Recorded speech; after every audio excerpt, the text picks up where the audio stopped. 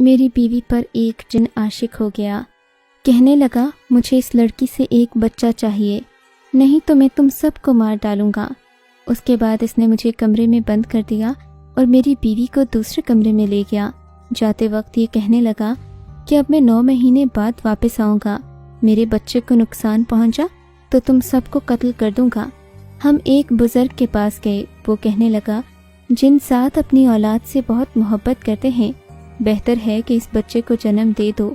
9 مہینوں بعد جب بچہ پیدا ہوا تو میرے قدموں تلے سے زمین نکل گئی، وہ تو بہت بڑا۔ میرا نام سلیم ہے، میری بیوی کا نام صفیہ۔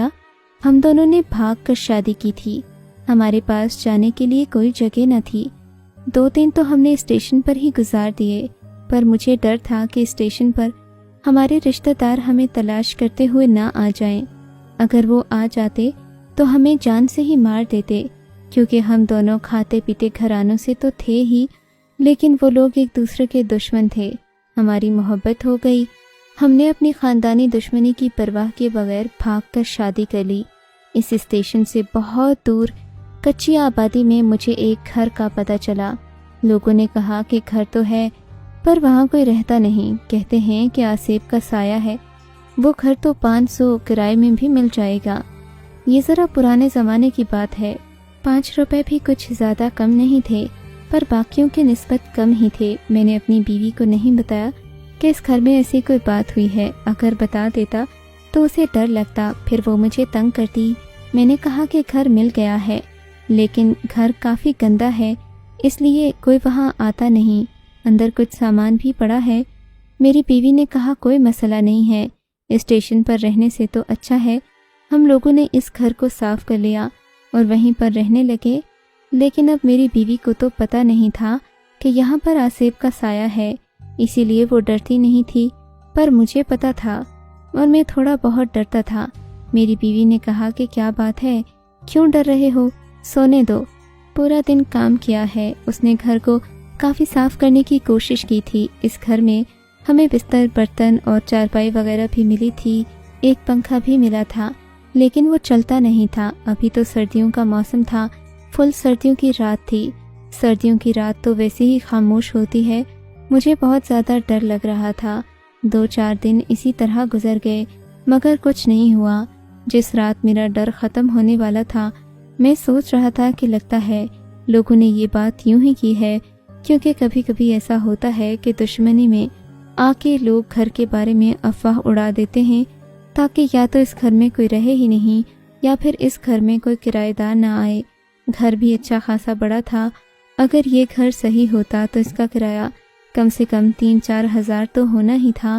لیکن جس دن مجھے یہ لگنے لگا کہ یہ ساری باتیں فضول ہیں، گھر بالکل ٹھیک ہے، اس دن ایک آدمی اچانک ہمارے گھر میں داخل ہوا۔ اس کو اچانک اپنے پاس کھڑا دیکھ کر ہم دونوں میاں بیوی چونک گئے، کیونکہ ہم نے گھر کو اندر سے تالا لگایا تھا۔ پھر یہ آدمی کمرے میں کیسے آ گیا؟ ہم گھر سے بھاگے ہوئے لوگ تھے، اس لیے دن کے وقت بھی گھر کو اندر سے تالا لگا کر رکھتے کہ کہیں ہمارے گھر والے ہماری جان لینے کے لیے نہ آ جائیں۔ ہم لوگ کھانا کھا رہے تھے، میری بیوی کی حالت عجیب ہو گئی، اس کے حلق میں تو پانی ہی پھنس گیا۔ اس نے کہا کہ کون ہے یہ، کہاں سے اچانک آ گیا، یہاں پر اس کا کیا کام ہے؟ اس نے کہا کہ مجھے تمہاری بیوی بہت اچھی لگتی ہے، میرا نام جو بھی ہے تم لوگوں کو جاننے کی ضرورت نہیں ہے، اور تمہاری بیوی پر میرا دل آ گیا ہے، اتنے دنوں سے دیکھ رہا ہوں، یہ بہت زیادہ خوبصورت ہے۔ میں نے کہا تم کہاں سے میری بیوی کو دیکھ رہے ہو؟ لگتا ہے تم نے دیوار پھلانگ کر تالا توڑا ہے۔ میں نے جا کر دیکھا تو ایسا تو کچھ بھی نہیں تھا۔ وہ میری بیوی کو دیکھ رہا تھا کہ ایسا کوئی کیسے کر سکتا ہے کہ کسی کے گھر میں آ کر کہے مجھے تمہاری بیوی پسند ہے، کوئی پاگل انسان ہی اس طرح کی حرکت کر سکتا ہے۔ میں نے کہا نکل جاؤ یہاں سے، میں تمہارا وہ حشر کروں گا کہ سارا محلہ دیکھے گا۔ وہ ہنسنے لگا، اس نے کہا تم میرا حشر نہیں کر سکتے، میں تمہارے علاوہ محلے والوں کو نظر بھی نہیں آنے والا۔ میں نے کہا یہ کس طرح کی باتیں کر رہا ہے؟ مجھے وہ بات یاد آئی جو مجھے بتائی گئی تھی۔ اس نے کہا وہ 2 دن سے میری بیوی کو دیکھ رہا ہے، لیکن آج وہ ہمارے گھر میں پہلی دفعہ آیا تھا، اس کا مطلب کہ وہ انسان نہیں تھا۔ پھر اس نے اپنی زبان سے کہہ دیا کہ میں ایک جن زادہ ہوں، اسی گھر میں رہتا ہوں۔ تم لوگوں نے میرے گھر میں شور کیا ہے، ساتھ میری ایک بہت بڑی مصیبت بھی حل کر دی۔ مجھے تمہاری بیوی سے بچہ چاہیے۔ میری بیوی کو بھی یقین نہیں تھا۔ اس نے کہا، کون ہے یہ پاگل؟ کہاں سے آ گیا ہے؟ اس کو یہاں سے باہر نکالو۔ بچہ پیدا کرنا، اس نے اپنے آپ کو جنزادہ کہتا ہے تو ٹھیک ہے، جناب پہلے اپنا علاج کرواؤ۔ اس نے ایک تالی بجائی۔ اس گھر کے آس پاس جتنے برتن پڑے تھے ٹوٹ گئے۔ مجھے میری بیوی کو یہ بتانے کی ضرورت نہیں پڑی کہ یہ سچ بول رہا ہے، کیونکہ وہ خود ہی سمجھ گئی تھی اور بہت زیادہ ڈر گئی تھی۔ اس کی آنکھوں میں دیکھا تو اس کی آنکھیں ہمیں انسانوں جیسی نہیں لگ رہی تھیں۔ میری بیوی ڈر کر میرے ساتھ لگ گئی۔ میں نے اسے ایک لائن میں بتایا کہ اس گھر میں آصف کا سایہ تھا، تبھی تو یہ گھر ہمیں سستا مل گیا۔ مجھے معاف کر دو، میں نے بتایا نہیں تھا۔ میں نے سوچا یہ ساری باتیں فضول ہیں اور ایسا کچھ نہیں ہوگا، پر یہ جنزادہ ہے، یہ جو کچھ کہہ رہا ہے وہ سچ ہے۔ میری بیوی نے مجھے دیکھا جیسے اگر ہم اس سے بچ گئے تو وہ خود مجھے مار ڈالے گی۔ میں نے کہا کہ جانے دو ہمیں یہاں سے۔ اس نے کہا، میں تمہاری بیوی پر عاشق ہو گیا ہوں، یہ بہت زیادہ خوبصورت ہے اور مجھے ایک خوبصورت آدم زادی سے ہی بچہ چاہیے۔ میرے پاس ضائع کرنے کے لیے وقت نہیں ہے، میں زیادہ دیر انسانی شکل میں نہیں رہ سکتا۔ اگر تم لوگوں نے کوئی چالاکی کی تو مجھ سے زیادہ برا کوئی نہیں ہوگا۔ پھر اس نے میری بیوی کو اشارہ کیا کہ تم یہاں سے بھاگ جاؤ۔ میری بیوی جانے لگی، پر اس نے بآسانی ہمیں پکڑ لیا، بلکہ ایسا لگا میری بیوی خود اس کی طرف کھینچی چلی جا رہی ہے، جبکہ وہ نہیں جانا چاہتی تھی۔ وہ چلا چلا کر مجھے بلانے لگی۔ اس نے مجھے ایک کمرے میں بند کر دیا، دوسرے کمرے میں میری بیوی کو لے گیا۔ تھوڑی دیر کے بعد اسے باہر لایا۔ میری بیوی کی حالت بہت خوفناک تھی، وہ ایسے دگ رہی تھی جیسے کوئی زندہ لاش ہو۔ میں اپنی بیوی سے بہت محبت کرتا تھا، میں نے اپنی عزت کی قربانی دی تھی، خاندان کی عزت کو بھی قربان کر دیا تھا، پر آج اس کے ساتھ یہ سب کچھ ہو گیا۔ میرا دل خون کے آنسو رو رہا تھا۔ اس جنزادے نے کہا کہ تم مجھے روک نہیں سکتے تھے، اس لیے افسوس کرنے کی ضرورت نہیں ہے۔ میں 9 مہینے کے بعد آؤں گا اپنا بچہ لینے کے لیے۔ اگر میرے بچے کو کوئی نقصان پہنچا تو تم لوگوں نے بچہ پیدا نہ کیا، 9 مہینے بعد مجھے میرا بچہ نہ ملا تو میں تم دونوں کو جان سے مار ڈالوں گا، اس گھر کو بھی آگ لگا دوں گا۔ اور وہ وہاں سے چلا گیا۔ میں اپنا سر پکڑ کر ایک طرف بیٹھ گیا۔ میں نے کہا، یہ سب کچھ ہمارے ساتھ ہی ہونا تھا، ہمیں کس بات کی سزا ملی ہے؟ کچھ دیر بعد ہم افسوس مناتے رہے۔ میری بیوی بیٹھے بیٹھے ہی بے ہوش ہو گئی۔ اسے ڈاکٹر کے پاس لے جانے کے لیے میرے پاس تو پیسے بھی نہیں تھے۔ وہ سو گئی۔ صبح اس کی آنکھ کھلی تو اس کی حالت پہلے سے بہتر تھی، پر ابھی بھی بہت دکھ میں تھی۔ اس نے کہا، میری زندگی برباد ہو گئی، میں تو لٹ گئی، میں اس بچے کو زندہ نہیں رہنے دوں گی، میں اس کا بچہ پیدا نہیں کروں گی، میں اپنے ساتھ کچھ کر لوں گی۔ میں نے کہا، اس طرح کی باتیں نہیں کرو، وہ جو ہم دونوں کو اپنے بس میں کر کے ہمارے ساتھ بڑا ظلم کر سکتا ہے، کل کو میری جان بھی لے سکتا ہے۔ ہم کسی پیر بابا کے پاس جاتے ہیں، ان سے پوچھتے ہیں کہ ایسے بھی تو لوگ ہوتے ہیں جو جنات کو قابو میں کرتے ہیں، جو جنات کے جادو کا توڑ کرتے ہیں، کوئی نہ کوئی حل ضرور رنگ لائے گا۔ میری بیوی نے کہا، یہ سب تمہاری وجہ سے ہوا ہے، اگر تم مجھے اس گھر میں نہ لے کر آتے تو یہ سب کچھ نہ ہوتا۔ تمہیں محلے والوں کی بات کو سمجھنا چاہیے تھا، تمہیں سوچنا چاہیے تھا کہ اتنے بڑے گھر کا کرایہ صرف 500 روپے کیسے ہو سکتا ہے۔ تمہیں یہ بھی سوچنا چاہیے تھا کہ جن کا یہ گھر ہے وہ اتنا بڑا گھر بنا کر اپنا سارا سامان بھی چھوڑ کر کیوں چلے گئے۔ ظاہر ہے اس گھر میں کوئی نہ کوئی مسئلہ ضرور ہے۔ میں نے اپنی بیوی کو کہا کہ میرے پاس پیسے بھی نہیں تھے اور تمہیں میں کھلی سڑک پر کب تک سلاتا۔ اگر ہم اس طرح ہی سڑک پر سوئے رہتے تو تب بھی ہمارے ساتھ یہی ہونا تھا۔ میں اس وقت مجبور تھا، اس لیے میں نے جو کچھ بھی کیا، جو کچھ بھی ہوا تمہاری وجہ سے نہیں ہوا، نہ ہی میری وجہ سے ہوا۔ میں تمہارے ساتھ ہوں، ہم اس مسئلے کو مل کر حل کریں گے۔ لیکن میری بیوی کی دماغی حالت بالکل بھی ٹھیک نہیں تھی، وہ بار بار رو رہی تھی، اور یہ بات اپنی جگہ جائز تھی، لیکن میری بیوی نے مجھے ایک بڑی عجیب بات بتائی۔ اس نے کہا کہ جب وہ آیا تھا تو اس نے تمہارا روپ لے لیا تھا۔ میں نے کہا، کیا؟ میری بیوی نے کہا، ہاں، وہ اپنی اصل شکل میں نہیں تھا، اس نے تمہارا روپ لے لیا تھا۔ مجھے ایسا لگا کہ میرے سامنے تم ہو، وہ تمہاری طرح ہی مجھ سے باتیں کر رہا تھا، لیکن اصل میں جانتی ہوں کہ وہ تم نہیں تھے، اس لیے مجھے بہت زیادہ دکھ ہو رہا ہے۔ یہ سب اس نے کیوں کیا؟ مجھے نہیں پتا، اس نے تمہارا ہی روپ دھارا تھا۔ میں نے اپنی بیوی سے کہا تم بیٹھو، میں پہلے دیکھ کر آتا ہوں، یہاں پر کوئی اللہ والا بندہ ہو تو اس کے پاس جائیں گے۔ میری بیوی نے کہا کہ نہیں، میں بھی تمہارے ساتھ جاؤں گی۔ میں نے اس کی بات سمجھ لی، وہ بھی اکیلے ڈر رہی تھی، میں اسے اپنے ساتھ لے گیا۔ ہم جلد ہی ایک شخص کے بارے میں پتہ چلا کہ وہ امام مسجد بھی ہیں اور کسی سے 1 روپیہ بھی نہیں لیتے، لوگوں کی مدد کرتے ہیں۔ ہم نے ان کو جا کر سب کچھ بتا دیا۔ وہ یہ سن کر حیران رہ گئے۔ انہوں نے کہا تم ڈاک بنگلے میں رہ رہے ہو، یہاں سے کوئی گزرتا بھی نہیں ہے۔ انہوں نے ہمیں اس بنگلے کی کہانی بھی سنائی۔ انہوں نے کہا کہ وہاں پر تم دونوں ہی کی طرح 2 میاں بیوی رہنے کے لیے آئے تھے۔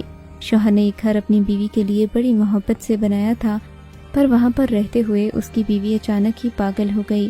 اس نے اپنے شوہر کی جان لے لی۔ شاید تب بھی اس کے اوپر اسی جنزادے نے کوئی جادو وغیرہ کیا تھا، نہیں تو اچھی بھلی لڑکی اچانک سے پاگل کیسے ہو سکتی تھی؟ کوئی بیوی کیوں اپنے شوہر کو بلا وجہ مار ڈالے گی؟ مجھے تو اور بھی ڈر لگنے لگا کہ کہیں وہ میری بیوی کے ساتھ ایسا جادو ٹونا نہ کر دے۔ پر مفتی صاحب نے کہا کہ یہ جو جنزادے ہوتے ہیں یہ اپنی اولاد کے معاملے میں بہت زیادہ جذباتی ہوتے ہیں اور جان لے بھی سکتے ہیں، اسی لیے میرا مشورہ یہی ہے کہ تم اس کی اولاد پیدا کرو، جب وہ آئے گا اس کو اولاد واپس کر دینا، اس کو کہنا کہ تمہیں اولاد دے رہے ہیں، پر اس کے بدلے میں تمہیں یہاں سے ہمیشہ کے لیے جانا ہوگا۔ وہ اپنی بات کا پکا ہوا تو دوبارہ کبھی واپس نہیں آئے گا۔ میری بیوی نے کہا کہ میں اس کا بچہ پیدا نہیں کرنا چاہتی، اس نے میرے ساتھ بہت برا کیا ہے۔ مفتی صاحب نے کہا اس نے تمہارے ساتھ برا کرنا ہی تھا، کیونکہ تم لوگ اس کے گھر میں گئے، تم کو اس نے پسند کر لیا۔ اگر تم نہیں جاتے تو یہ سب کچھ نہیں ہوتا، غلطی تو تم لوگوں کی بھی ہے نا۔ میں نے مفتی صاحب سے کہا مجھے کچھ ایسا دے سکتے ہیں جس سے ہم اس کے ساتھ مقابلہ کر سکے۔ انہوں نے کہا کہ ہم اس کی طاقت کا اندازہ نہیں کر سکتے، ہو سکتا ہے کہ وہ برا نہ ہو، صرف اولاد کے لیے یہ سب کچھ کر رہا ہو۔ میں نے مفتی صاحب کو وہ بات بھی بتائی جو میری بیوی نے مجھے بتائی تھی کہ اس نے میرا روپ لیا تھا۔ مفتی صاحب نے کہا اس کا مطلب کہ وہ برا نہیں ہے، نہیں تو وہ تمہاری بیوی کے سامنے تمہارا روپ نہیں لیتا۔ اس نے تمہارا روپ اس لیے لیا کہ تمہاری بیوی کو ڈر نہ لگے، تم اسے برا سمجھنے کی غلطی نہ کرنا، کیونکہ شاید کہ وہ برا نہیں ہے، لیکن تم اسے اچھا سمجھنے کی غلطی بھی نہ کرنا۔ اس کا بچہ تم لوگوں کے پاس امانت ہے، تم لوگ اس کا بچہ اس کو واپس کر دو تو وہ کبھی نہیں آئے گا۔ ہم نے کہا ٹھیک ہے، اگر ہماری یہ سزا زندگی میں لکھی ہے تو ہمیں اسے پورا تو کرنا ہی ہوگا۔ میری بیوی کے لیے یہ 9 مہینے بہت زیادہ مشکل ہو رہے تھے۔ میری بیوی اتنا زیادہ کھانا کھا رہی تھی کہ وہ کھانا پورا نہیں کر پا رہا تھا۔ میرے پیسے بھی سارے ختم ہو گئے تھے، لیکن پھر ایک دن ایسا ہوا جب میرے پاس 1 روپیہ بھی نہیں تھا۔ میری بیوی کو بہت زیادہ بھوک لگی تھی تو دروازے پر دستک ہوئی۔ جب میں نے دروازہ کھولا تو دروازے کی دہلیز پر ایک بڑا سا بیگ پڑا تھا۔ جب اس کے اندر دیکھا تو بہت سارے پیسے تھے۔ میں حیران رہ گیا، سمجھ گیا کہ یہ بھی اسی کی حرکت ہے۔ ظاہر ہے اس نے اپنا بچہ ہمیں دیا ہے تو اسے اپنے بچے کی بھی فکر تھی، اسے پتہ ہی ہوگا کہ میری بیوی اتنا زیادہ کھانا کھائے گی، اسی لیے وہ پیسے بھی دے گیا تھا۔ اس طرح 8 ماہ تو گزر ہی گئے۔ آخری مہینے میں میری بیوی کی حالت بہت بری تھی، وہ بہت زیادہ پریشان رہتی، اسے بہت زیادہ غصہ آتا، کبھی کبھی اچانک سے ہنسنے لگ جاتی، کبھی کبھی بہت غصہ کرتی، کھانا کھاتی کہ میں حیران تھا، وہ خود بھی حیران تھی، اور کہتی کہ اگر اتنا زیادہ کھانا کھاتی رہی تو بہت زیادہ موٹی ہو جاؤں گی، بچہ تو وہ لے کر چلا جائے گا، میرا کیا ہوگا؟ میں نے اپنی بیوی کو کہا کہ تمہیں موٹے ہونے کی پڑی ہے، یہاں ہماری جان پر بنی ہے، دعا کرو کہ خیر خیریت سے آخری مہینہ بھی گزر جائے، ہم اس کو وہ بچہ دے دیں، اس کے بعد ہمارے لیے آسانی ہو جائے۔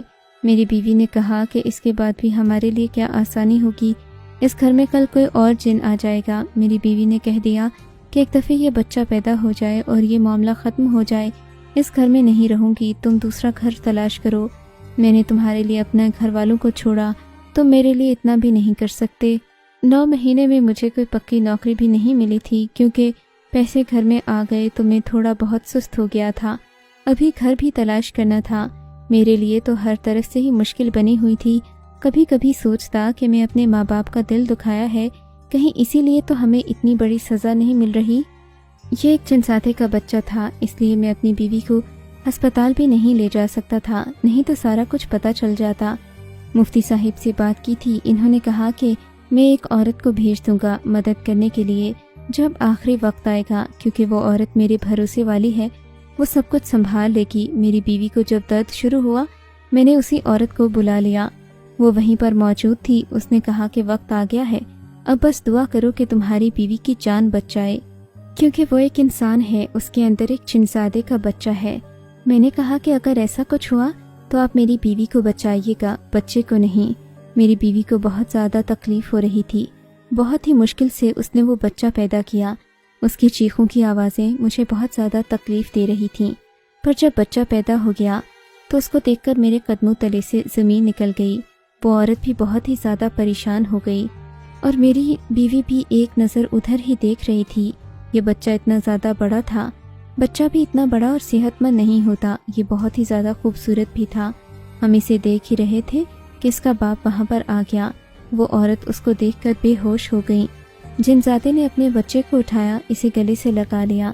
اس نے کہا تم لوگوں کا بہت شکریہ جو تم نے یہ بچہ پیدا کرنے میں میری مدد کی، مگر میری بیوی کو بہت غصہ آیا ہوا تھا، اس کی حالت بھی بہت بری تھی۔ اس نے کہا لیکن تمہارا کوئی شکریہ نہیں، میں زندگی بھر تمہیں معاف نہیں کروں گی۔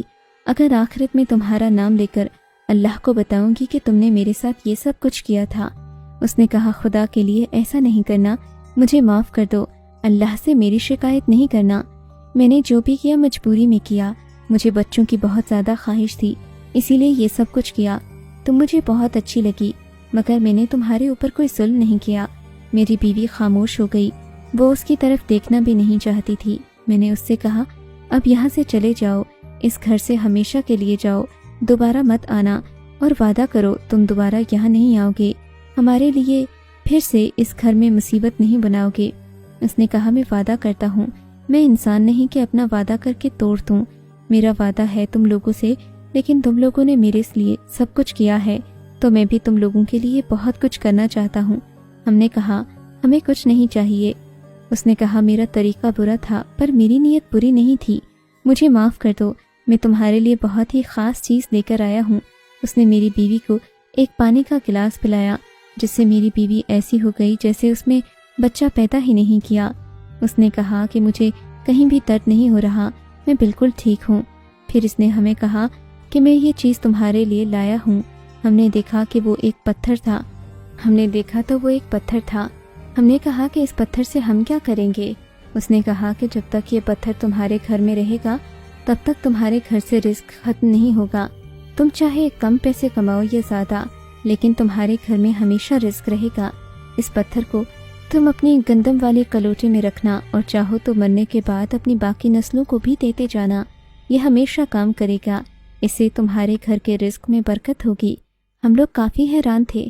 اس نے ہم سے معافی مانگی۔ میری بیوی نے کہا کہ اس بچے کو میں نے اپنی کوکھ میں رکھا ہے، اگر مجھے اس کی یاد آئی تو کیا میں اس سے مل سکتی ہوں؟ اس نے کہا کہ جب تمہیں اس کی یاد آئے گی مجھے پتہ چل جائے گا، اگر اس ٹائم موقع اور وقت صحیح ہوا تو میں اس کو تم سے ملوانے کے لیے ضرور لے کر آؤں گا، لیکن میں کوشش کروں گا کہ تمہیں یاد نہیں آئے، نہیں تو تمہیں تکلیف ہوگی۔ وہ اپنے بچے کو لے کر وہاں سے ہمیشہ کے لیے چلا گیا۔ اس کے جانے کے بعد ہم نے اس پتھر کو گندم کے اندر رکھا۔ واقعی وہی کچھ ہوا جو کہ اس نے کہا تھا۔ میری بہت اچھی نوکری لگ گئی، میرے پاس پیسوں کی فراوانی آ گئی، اس گھر میں جو بھی آتا وہ چیز برکت والی ہوتی تھی، ختم نہیں ہوتی تھی۔ میں ایک دفعہ چینی لاتا، میری بیوی اس کو مرتبان میں رکھ دیتی، اس کے بعد وہ 8 مہینے اس مرتبان سے چینی نکالتی رہتی، پر چینی ختم ہی نہ ہوتی، جبکہ چینی صرف 2 سے 3 کلو ہوتی۔ اللہ نے ہمیں 2 بیٹے دیے تھے، ہم اپنے بڑے والے بیٹے کو یہ پتھر دینے کے بارے میں سوچ رہے تھے۔ دراصل یہ کہانی بہت ہی زیادہ پرانی ہے جو آج آپ کو سنائی گئی ہے۔ کہتے ہیں کہ وہ پتھر نسل در نسل چلا تھا اور آہستہ آہستہ پرانا ہو کر ٹوٹ گیا، لیکن لوگوں نے ابھی بھی اس پتھر کو تلاش کرنا نہیں چھوڑا۔ کچھ لوگ کہتے ہیں کہ وہ پتھر ٹوٹا نہیں بلکہ ابھی بھی کہیں موجود ہے، اور اگر مل جائے تو اس کو گندم والے کلوٹے میں رکھنے سے رزق کبھی ختم نہیں ہوتا۔